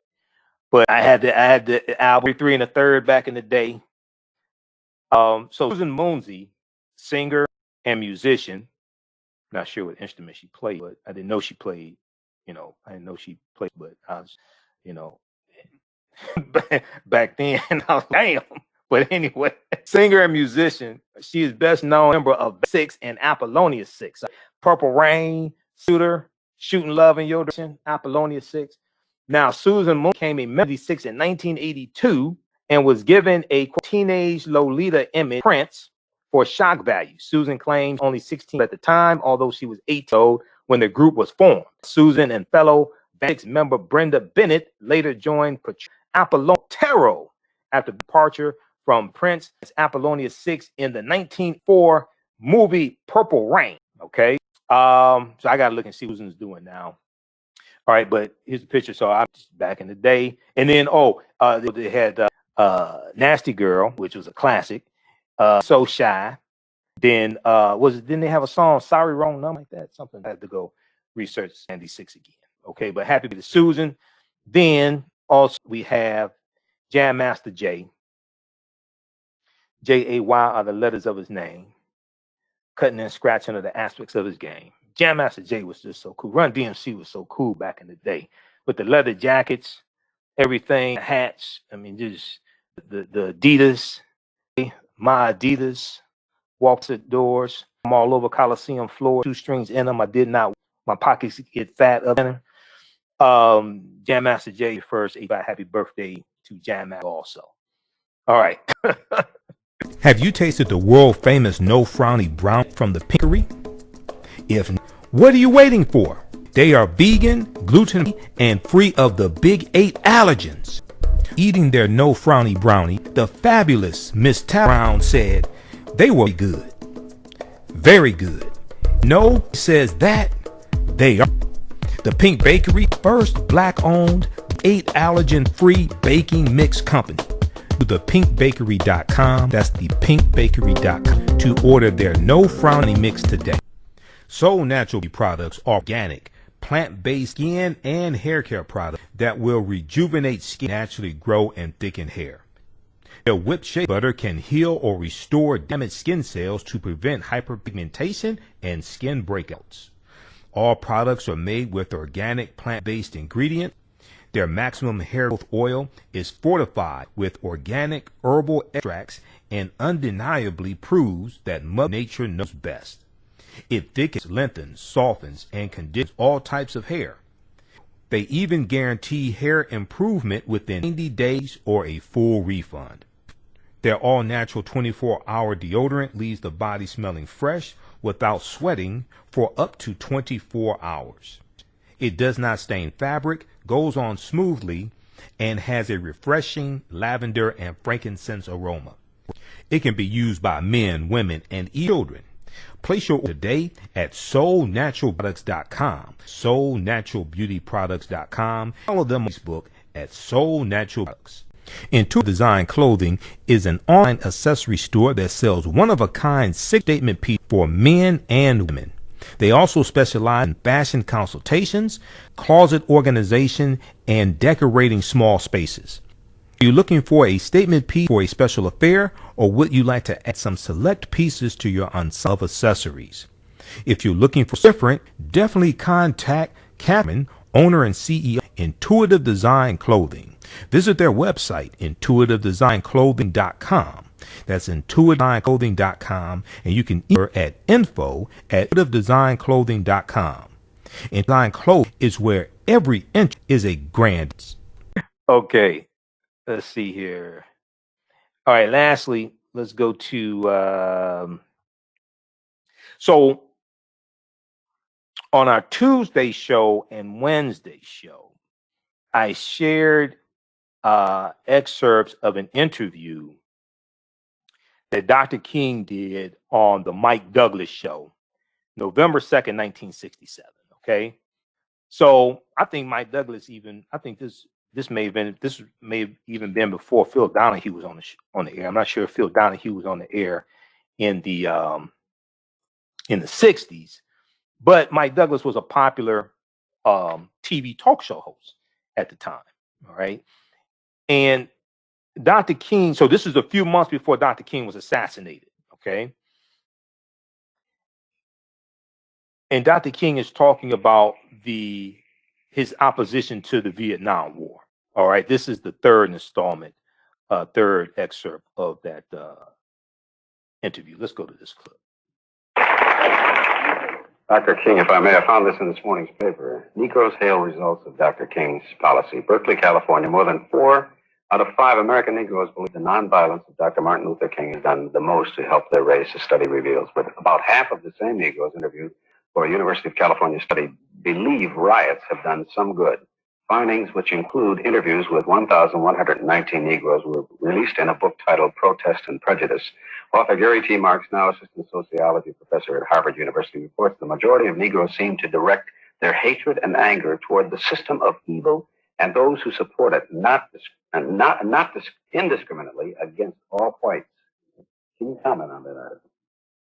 Yes, I'm very interested in hearing that. I hadn't read the article, and I hadn't read the book. In fact, I wasn't aware of it. But I think it is true that the vast majority of Negroes feel that the best way to resolve the problem is to work through peaceful, nonviolent means and militant nonviolence, but not through violence. Now, on the question of whether riots have helped, I've taken the position that riots are socially destructive and self-defeating, and therefore I have to take a stand against it because of my deep commitment to nonviolence. On the other hand, I do think a riot is the language of the unheard.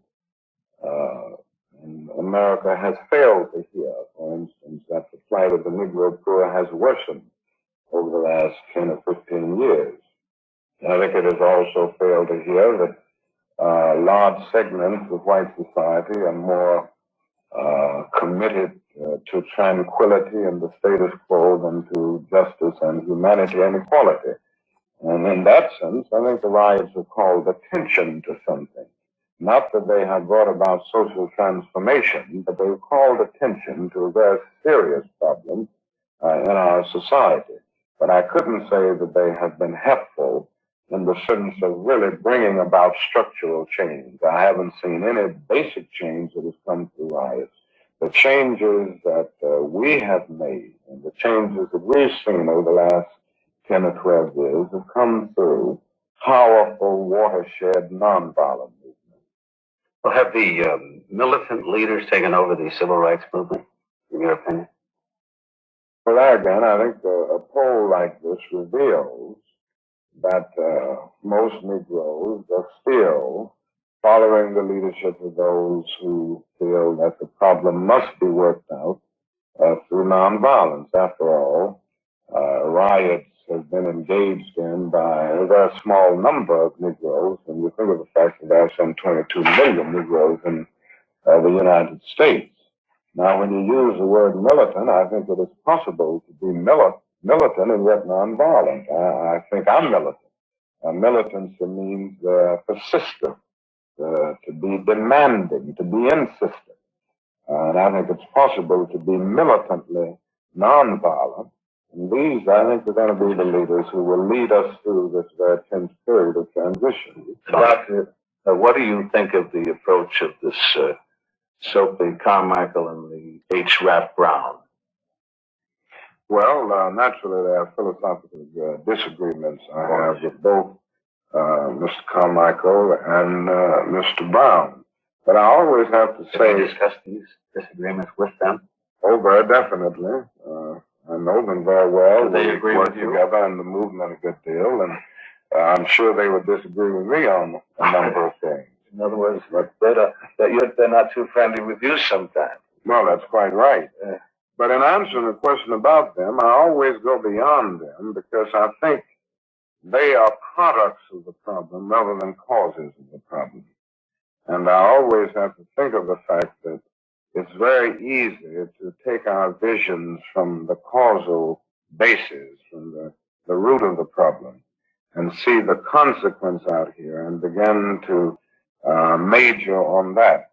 Neither Rap Brown nor Stokely Carmichael created slavery. They did not create slums. They did not create unemployment or underemployment. They did not create segregated or qualityless schools. And they didn't start a war in Vietnam. These things were started by other forces in our society. It was Victor Hugo who said once, where there is darkness, crimes will be committed. The guilty one is not merely he who commits a crime, but he who caused the darkness. And I think we have to admit that these men didn't cause the darkness. They are the products of the darkness. How about their following? Do they have a growing or important following among American Negroes? Well, I would say among the young population, there are those who are listening more to Mr. Carmichael and Mr. Brown. I wouldn't say that they have a large following. I still think it's likely. Conditions do not change if they're not made better, and if programs do not emerge that really go all out to get rid of the deprivation surrounding the life of the Negro, then they will probably have a greater appeal. What will this do to the power of Dr. Martin Luther King at that point? Well, I never like to discuss Martin Luther King's influence for fear that is suggestive of immodesty. I'm just trying to do a job, and I think it's a job that has to be done. And I'm not trying to do it merely for myself, or merely for my children, or for the Negro, but for America, because I think it's true that if this problem isn't solved, the soul of our nation will be lost. And the only way to redeem the soul of America is to remove or to eradicate racism in all of its dimensions. Dr. King, in the past you've been accused of having communist sympathies, and since your stand has to help the communist cause, aren't you concerned that these allegations will be revived? Well, they always revived. I hate that McCarthy eras tend to live with us. But I don't really worry about this. I know my own views. Are you a communist? Too well. Are you a communist Absolutely not. I have never been.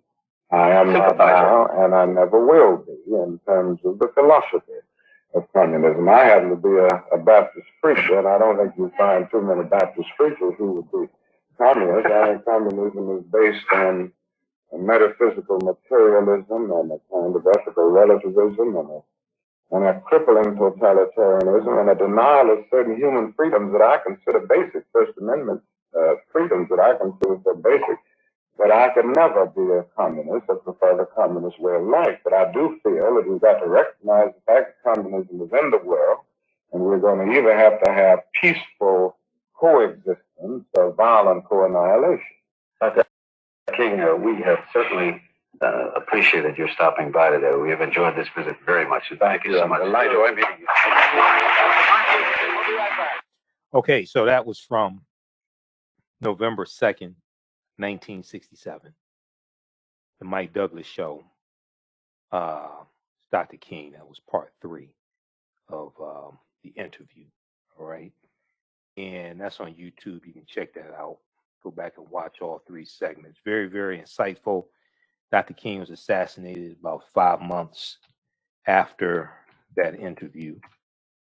Okay, the link I was looking for progress of the African American community under the Obama administration, that is okay, I finally found it. And let's see here.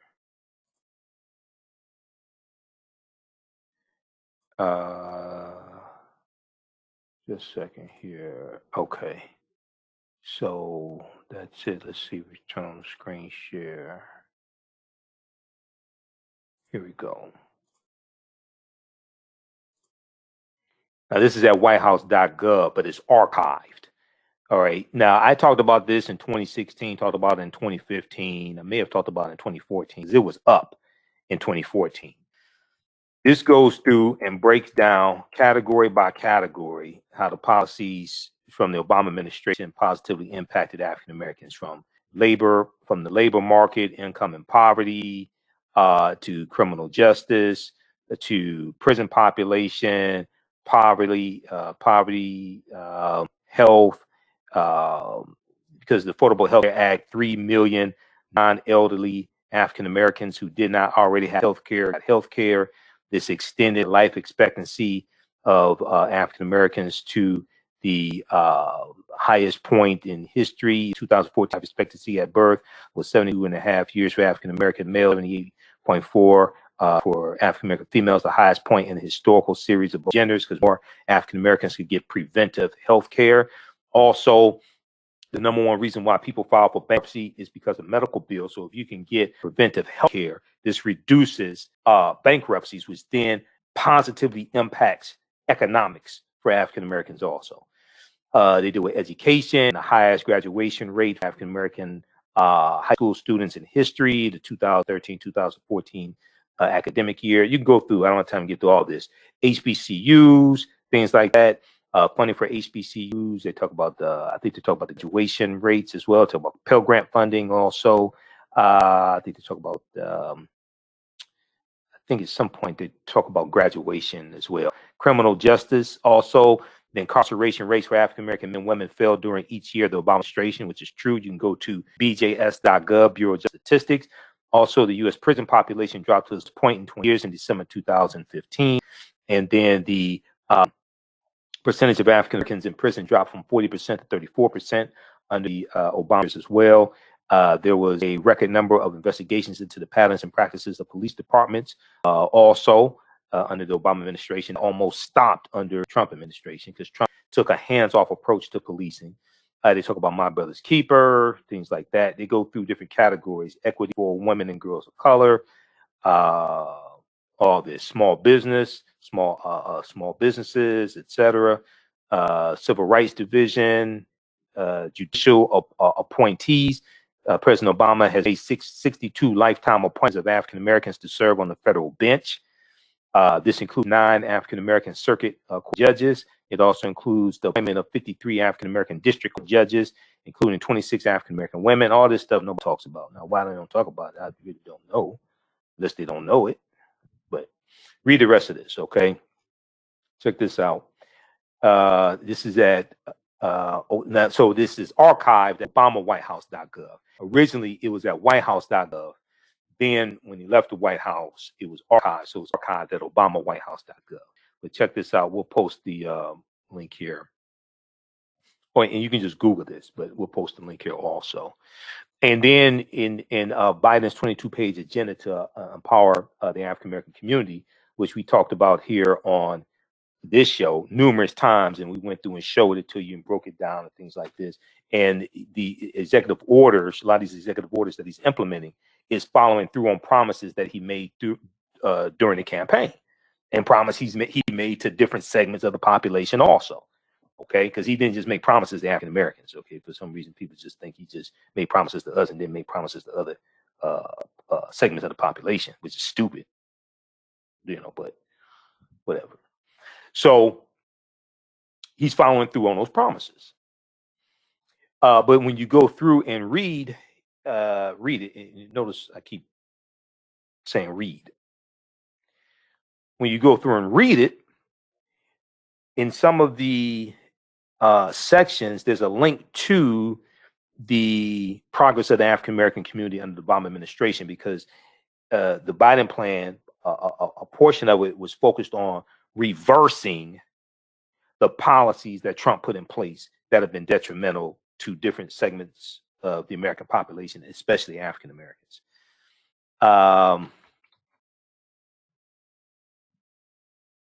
Okay, so what you could do, read this article here. This deals with the article from Black Press USA. Black Press USA is an African American news wire, Black Press USA. So we post articles from Black Press USA also. This article came out May 4th, 2020, because that's when Biden's agenda came out, May 4th, 2020.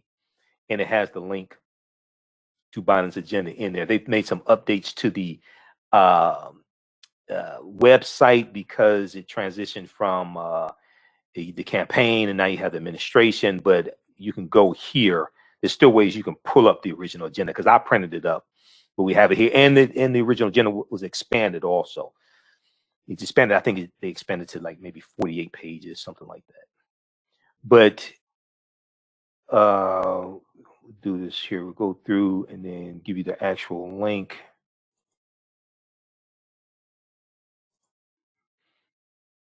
Okay, yeah. JoeBiden.com/Black America. JoeBiden.com/Black America. And that's where that agenda is. So when you go through and look at executive orders and other executive orders that are coming out, they're following through on promises that he made in that agenda, promises he made on the campaign trail.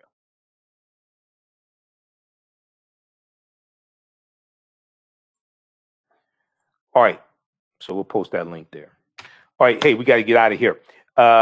So if you like this type of information, also you can donate to the African History Network. $, the AHN Show through Cash App. $, the AHN Show through Cash App. Also through PayPal, paypal.me/the AHN Show, paypal.me/the AHN Show.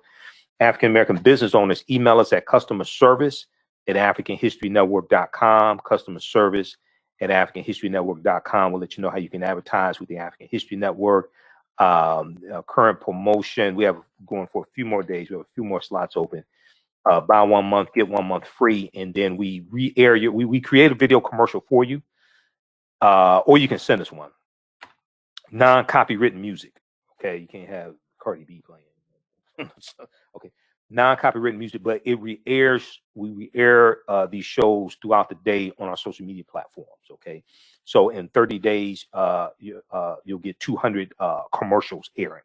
All right, email us at customer service at AfricanHistoryNetwork.com, customer service at AfricanHistoryNetwork.com, or you can also email us at the AHN show at AfricanHistoryNetwork.com, because sometimes when we respond, it goes to voicemail. All right. All right, look, we have to get out of here. Remember, right now it's correct wrong behavior. It's not over till we win. Wakanda forever. And we'll talk to you tomorrow night, and I'll be on Roland Martin Unfiltered. He broadcasts live 6 p.m. Eastern Standard Time, Monday through Friday, on his Facebook page, Roland Martin, and his YouTube channel, Roland Martin also. And we share the broadcast here on our Facebook fan page, The African History Network. Okay. All right. I'll talk to y'all later. Peace.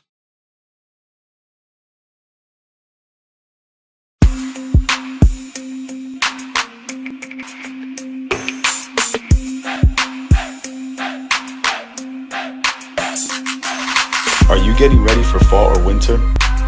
We have the solution for all seasonal clothing needs. Comedicwear.com is the go-to online source for comedic African fashion and lifestyle products with a contemporary twist.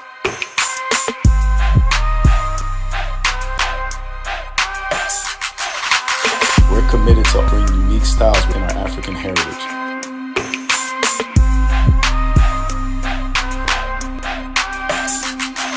Wear.com is inspired by medicscribes.com to influence our people in learning and showing pride. Please visit our website at comedicwear.com. With blackbusinesstee.com, the messages are clear and meaningful. Keep your business in the black and out of the red. Mind your black business. Know your numbers and plan strategically. Black Business Boss, lead your industry. Support black business, encourage, patronize, and uplift one another. BlackBusinessTea.com currently has products sold in Detroit, Atlanta, Chicago, and Los Angeles, with proceeds returned to the black community. They have a wide selection of hoodies, t-shirts, mugs, hats, sweatshirts that support black-owned businesses. Visit the website blackbusinesstee.com. That's blackbusinesstee.com. Do you have an idea or business that requires app development or thinking of moving your IT resources to the cloud? We have post-paid and profit-sharing plans for unique ideas or profitable businesses. Who can take advantage of this unique program? Entrepreneurs with unique ideas, startups, small to medium businesses. Contact us 267-209-0352. Visit nomadicsystems.net today. So Natural Beauty offers organic, plant-based skin and hair care that will rejuvenate and naturally grow and thicken hair. Their whipped shea butter can heal or restore damaged skin cells to prevent hyperpigmentation and skin breakouts. All products are made with organic plant-based ingredients.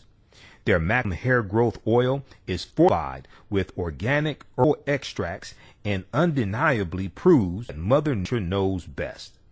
Thickens, lengthens, softens, conditions all types of hair. They even guarantee hair improvement within 90 days or a full refund. Their all-natural 24-hour deodorant leaves the body smelling fresh without sweating for up to 24 hours. It does not stain fabric, goes on smoothly, and has a refreshing lavender and frankincense aroma.